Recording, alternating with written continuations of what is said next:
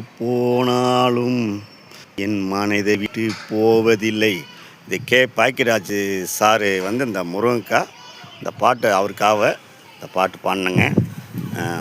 Bhagyaraj sir வந்து இந்த முருங்கக்காய் முந்தாளி முடிச்சில் ரொம்ப அற்புதமாக வந்து காட்டியிருக்கிறாரு. அவர் இன்றைக்கி மண்ணை விட்டு நம்மளை மறைஞ்சிட்டார். ஆனால் அந்த மரத்தை பார்த்தாலே, முருங்கை மரத்தை பார்த்தாலே பாக்கியராஜ் சார் தான் வருது, அழுவாச்சியாக வருதுங்க.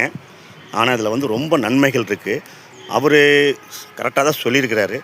இந்த முருங்கைக்காய், முருங்கைப்பூவு, முருங்கைப்பட்டை இதெல்லாம் சாப்பிட்டா உடம்புக்கு ரொம்ப நல்லதுங்க.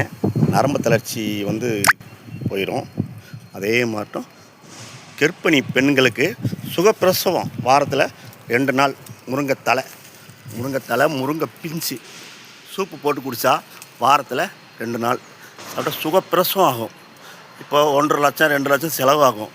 ஆனால் அந்த முருங்கைத்தலை வந்து வாரத்தில் சூப்பு, பொரியல், இப்படி முருங்கைக்காய் சாம்பார் 5 வகையான வகை இருக்குது இதில். ஆனால் சார் பாக்கியராஜ் சார் மண்ணை விட்டு போயிட்டார். ஆனால் போனாலும் முருங்கை மரத்தை பார்த்தா பாக்கியராஜ் ஞாபகம் தான் வருது. இது வந்து கரூர் கண்ணன் சேனலுங்க. கொஞ்சம் ஆதரவு கொடுங்க. நல்லா இருந்தால் லைட் போடுங்க. கொஞ்சம் ஆதரவு கொடுங்க. ஆதரவு கொடுத்துட்டு தான் இருக்கிறீங்க. நேரிலெல்லாம் இப்போ நான் போட்டிருக்கிறேங்க.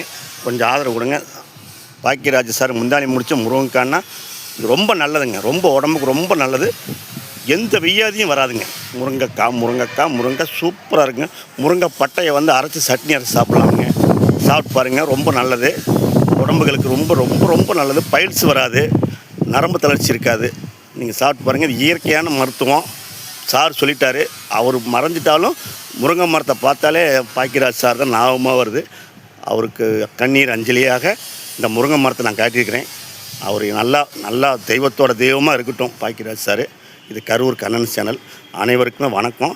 என் உறவுகளுக்கும் வணக்கம். கொஞ்சம் ஆதரவு கொடுங்க. நல்லா இருந்தால் ஆதரவு கொடுங்க. ஆதரவு கொடுத்துக்கிட்டு தான் இருக்கிறீங்க. வாழ்த்துக்கள். நான் சொன்னதை செஞ்சு சாப்பிட்டு பாருங்கள். நல்லாயிருக்கும் உடம்புக்கு.